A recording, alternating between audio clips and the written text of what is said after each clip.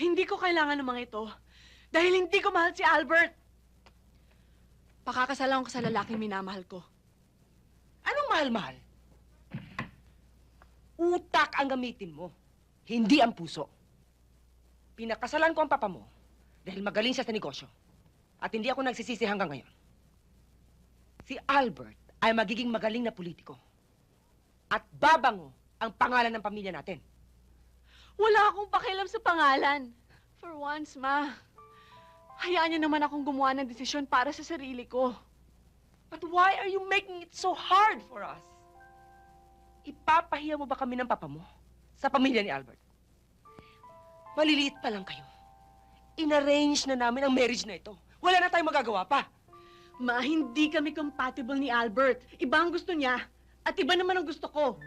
I've heard enough of this. Whether you like it or not.